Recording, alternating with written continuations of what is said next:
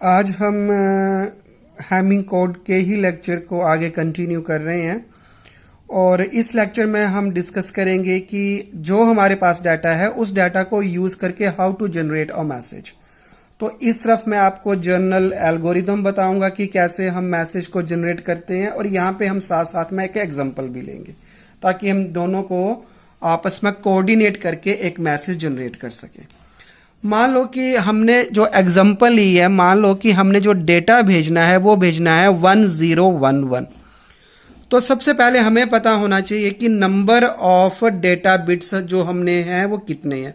तो यहाँ पे total number of data bits कितने हैं, 1 2 3 4। तो डी की वैल्यू जो है वो 4 है।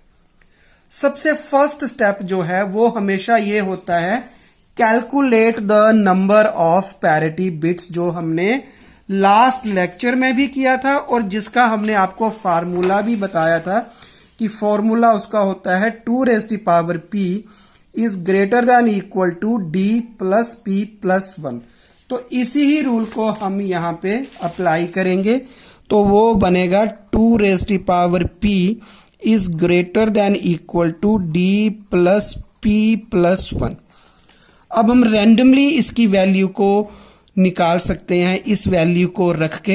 अब ये देखिए यहाँ पे d की वैल्यू 4 है, तो यहाँ पे मेरे पास टोटल फर्स्ट स्टेप यहाँ पे हम करेंगे स्टेप 1। इसके अकॉर्डिंगली क्या बन जाएगा, 2p is greater than equal to d plus p plus 1। तो अगर मैं p की वैल्यू को 0 रखूं तो 1 इज ग्रेटर देन d की वैल्यू तो वैसे पता हमें 4 है, तो ये 4 प्लस 1 कितना हो गया 5 प्लस p। तो अगर p की वैल्यू को मैं 0 रखूं तो क्या आ जाएगा, कंडीशन फॉल्स हो जाएगी। अगर p की वैल्यू को 1 रखूं तो 2 हो जाएगा, 2 is greater than 5, condition false हो जाएगी। अगर मैं p की वैल्यू को 2 रखूं तो 2 4 इज ग्रेटर देन 5, नो। अब मैं p की वैल्यू को 3 रखता हूं तो 3 रखने पे देखते हम क्या करते हैं, 2 is greater than equal to d की वैल्यू 4 है प्लस 3 प्लस 1, तो is greater than equal to 8। तो इसका मतलब ये कंडीशन क्या हो गई हमारे पास, ट्रू। तो इस केस में जो हम एग्जांपल लेके चल रहे हैं उसमें हमें p की वैल्यू निकल आएगी how many number of bits, 3। Okay, तो ये हमारे पास साथ में एग्जांपल आ गई ये फॉर्मूला लगा के। तो इसका मतलब ये हुआ कि इस फॉर्मूला को लगा के हमें p की वैल्यू जो है क्या आनी चाहिए वो हमारे पास आ जाती है और वो हमने यहां पे यूज करके निकाल भी लिया। This is first step is done. Obviously अगर हमारे पास अब ये पता चल गया कि स्टेप 1 में कि how many number of parity bits, second question अब हमारे दिमाग में आएगा कि now I have to place, so the placing of these parity bits in correct position, कि जो हमारे पास ये पैरिटी बिट्स आए हैं 3 या 4 या जितने भी आए उनको एग्जैक्ट पोजीशन पे कैसे रखना है। उसके लिए भी एक फॉर्मूला है। उसका जो फॉर्मूला है या उसका जो मेथड है वो बड़ा सिंपल है कि जो भी प्लेस बनता है पैरिटी बिट्स का वो 2 की पावर में बनता है। जैसे कि अगर आपके पास p की वैल्यू 1 आए, मतलब अगर पैरिटी बिट की वैल्यू 1 आए तो उसकी हमेशा जो लोकेशन होती है 2 0, मतलब फर्स्ट पोजीशन। अगर p की वैल्यू 2 आ जाए तो उसकी पोजीशन क्या होगी, 2 2 मतलब फर्स्ट पोजीशन और सेकंड पोजीशन होगी। p की वैल्यू 3 आ जाए तो पोजीशन क्या होगी, 2 1 2 और 3। तो इसके हिसाब से पोजीशन क्या बनी, फर्स्ट पोजीशन, 2 की पावर 1 मतलब सेकंड, 2 की पावर 2 मतलब फोर्थ पोजीशन, और ये हो गया 8th पोजीशन। अगर p की वैल्यू आए 4 तब हमारे पास लोकेशन कौन कौन सी बनेगी, 1 2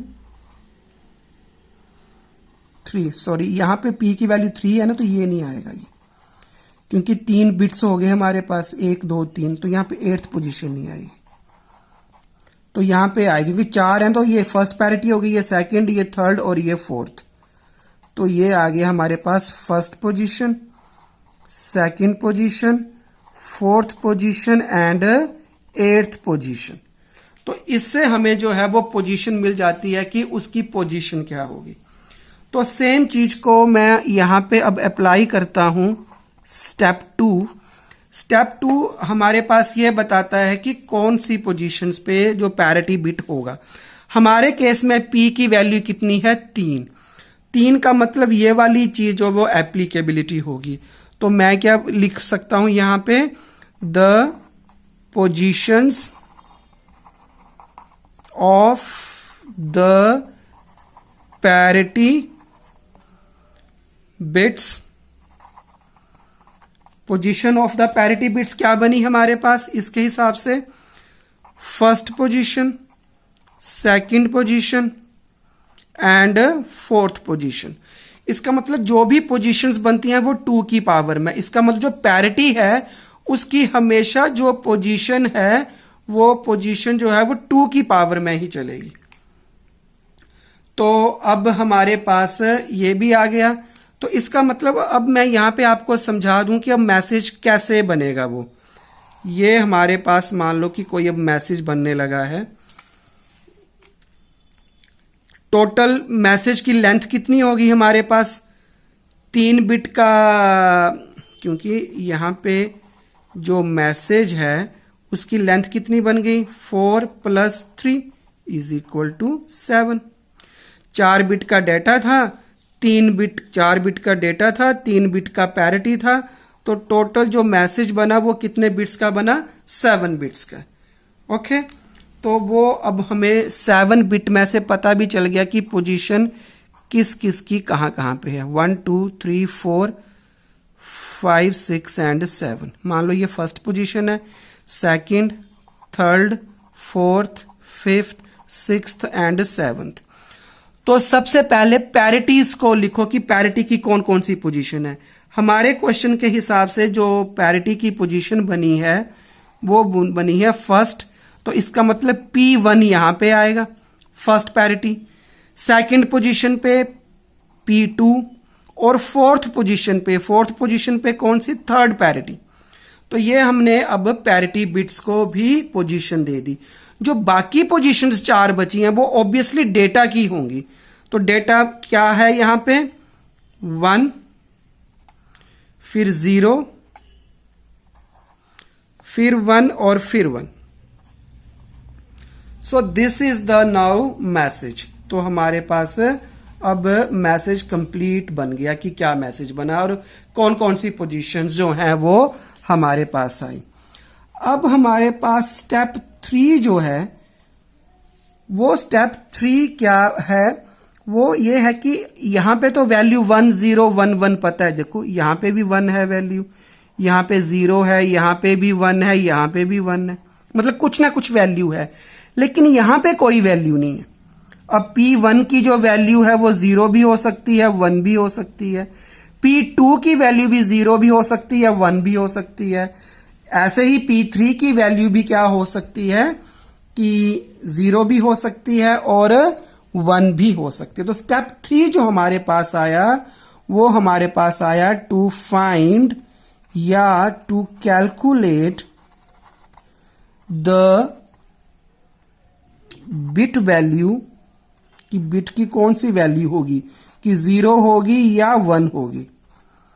to find the bit value 0 और 1 ऑफ ऑल पैरिटी बिट्स। जितने भी हमारे पास पैरिटी बिट्स बने हैं उसमें क्या वैल्यूज आएगी। इसका मतलब ये हुआ कि हमारे पास इस एग्जांपल में 3 पैरिटीज आई हैं, तो मतलब P1 की क्या वैल्यू आएगी, P2 की क्या वैल्यू आएगी और P3 की क्या वैल्यू आएगी। ये हमने कैलकुलेट करना है। ये कैलकुलेट करने के लिए ये चीज बड़ा पता होना जरूरी है कि जो हमारा डेटा हम सेंड कर रहे हैं, जैसे हम डेटा सेंड कर रहे हैं 1 0 1 1, वो किस पैरिटी के साथ भेजा हुआ है। हम मान लेते हैं कि हम जब डेटा भेज रहे हैं तो इवन पैरिटी के साथ हम डेटा को भेज रहे हैं। तो यहां मतलब ये हुआ कि यहां पे P1, P2 और P3 की जो वैल्यू आएगी वो डिपेंड करेगी कि कौन सी पैरिटी हमने यूज की हुई है।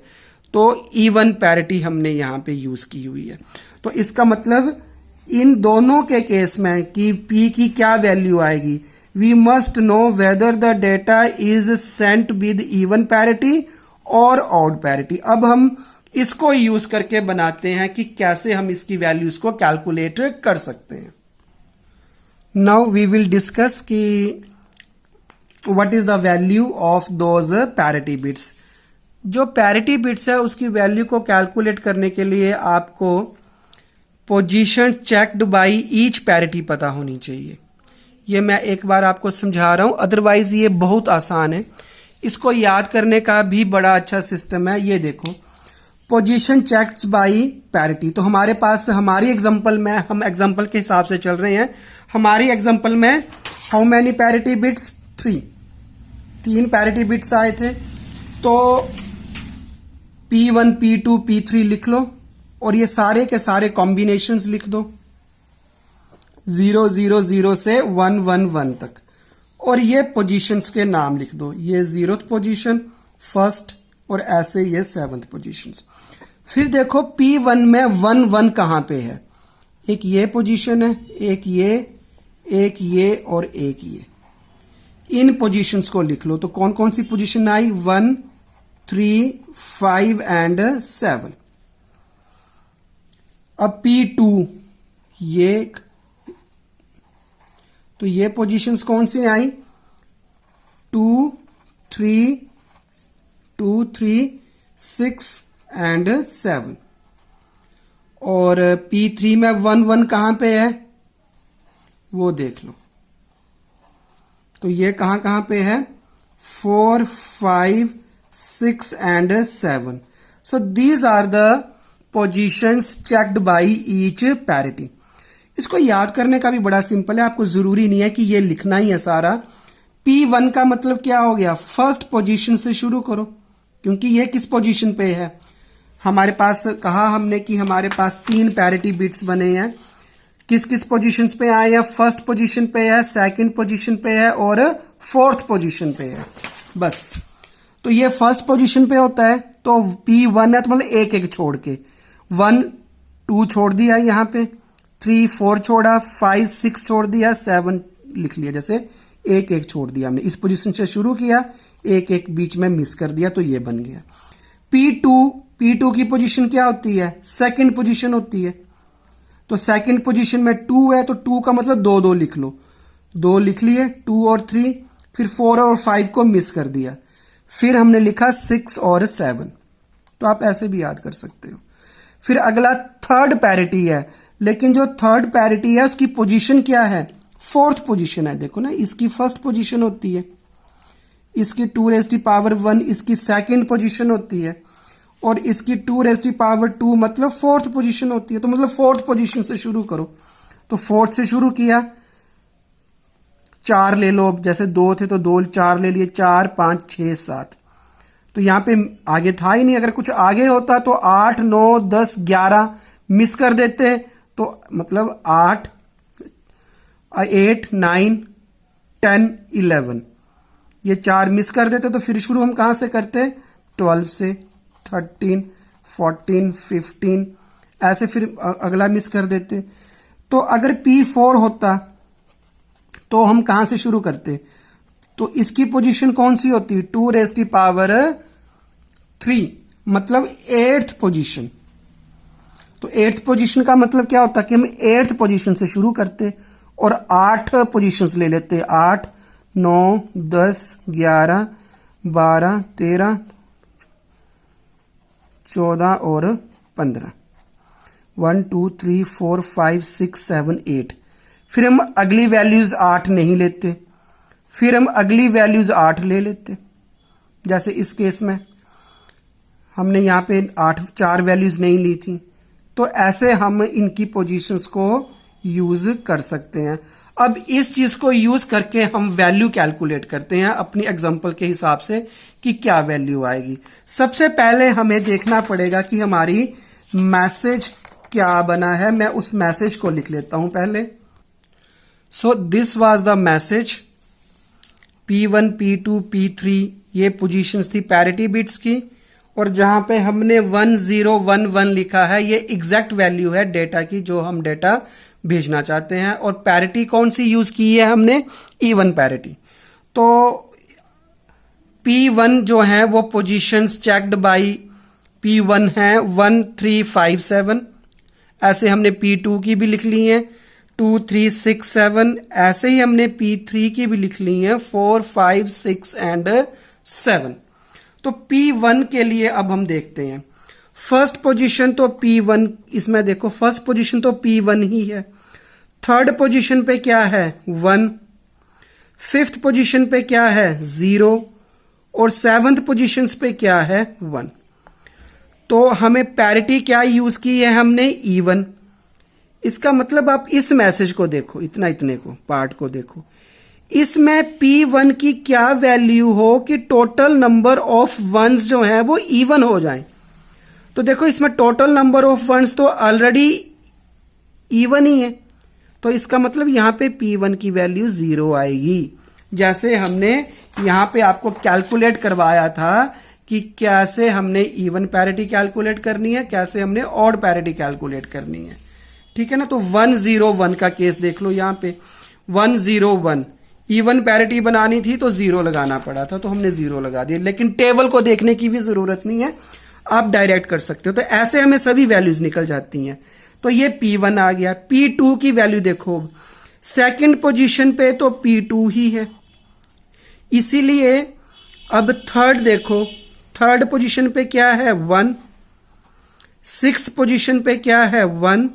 और सेवंथ पोजीशन पे भी क्या है? 1। तो इसका मतलब यह हुआ यहां पे टोटल नंबर ऑफ वंस कितने आए? 3। 3 का मतलब ये तो ओड हो गया। ओड का अगर हमें मैसेज तो इवन पैरिटी में भेजना है तो यहां पे P2 की वैल्यू क्या हो जाएगी? 1। तब ये टोटल नंबर ऑफ वंस जो है वो ओड हो जाएंगे। सेम P3 थर्ड पैरिटी है, उसकी वैल्यू क्या आएगी? 4, 5, 6, 7। 4 पे तो P3 ही रहेगा, 5 पे 0 है, 6 पे 1 है और 7 पे भी 1 है। तो इसके हिसाब से P3 की वैल्यू क्या आएगी? ये 1 और 1, 2 1 है, मतलब इवन ऑलरेडी है। तो इवन ऑलरेडी है तो इसका मतलब यहां पे वैल्यू क्या आ जाएगी? 0। अब एग्जैक्टली हमें सारी की सारी वैल्यूज निकल गई। तो इसका मतलब ये हुआ कि अब मैं इन वैल्यूज को अपने ओरिजिनल मैसेज में डाल दूंगा। 1, 2, 3, 4, 5, 6 एंड 7। तो P1 की वैल्यू कितनी आई? 0, मैंने यहां पे लिख लिया। P2 की वैल्यू कितनी आई? 1, यहां पे लिख लो। 3 पे तो पहले ही 1 है। 4 पे P3 है तो P3 की वैल्यू क्या आई है हमारे पास? 0। 5 पे क्या आ गया? 0। 6 पे क्या आया? 1। और 7 पे भी क्या आया? 1। तो वैसे भी देख लो कि इसमें टोटल नंबर ऑफ वंस कितने बने? 4। इसका मतलब now this is the message that we were sending. इस मैसेज में डेटा बिट्स भी हैं और इस मैसेज में पैरिटी बिट्स भी हैं। यही पैरिटी बिट है जो हमें हेल्प करती है हम डाटा को ये देखने के लिए कि इसमें एरर आया है कि नहीं आया। अब कैसे पता चलता है कि एरर आया है? जैसे हम एग्जांपल कर रहे हैं, हमने इवन पैरिटी से डेटा भेजा है सोर्स से। सोर्स से हमने जो भी डेटा भेजा है वो हमने कौन सी पैरिटी यूज की है? Even parity. अब ये डेटा जब ट्रांसमिट हुआ और ये डेटा पहुंच गया डेस्टिनेशन पे, तो डेस्टिनेशन पे दोबारा जो है वो पैरिटी जो है वो चेक होगी, कैलकुलेट होगी दोबारा पैरिटी। अगर पैरिटी कैलकुलेट होने पे इवन आ जाए, इसका मतलब क्या होता है कि accept the data, there is no problem in the data, accept the data, there is no problem। अगर odd आ जाए तब you don't accept that data, then discard that data। Why? Because there is a error in the message। error क्यों है? क्योंकि आपने जो data भेजा था वो इवन पैरिटी से भेजा था, लेकिन रिसीव अगर ऑड पैरिटी से हुआ है तो अब आपने उस डेटा को एक्सेप्ट नहीं करना है, क्योंकि उसमें कोई एरर है। और अगले लेक्चर में हम डिस्कस करेंगे कैसे हम एरर को डिटेक्ट कर सकते हैं, and finally how we can correct that data. Thank you very much.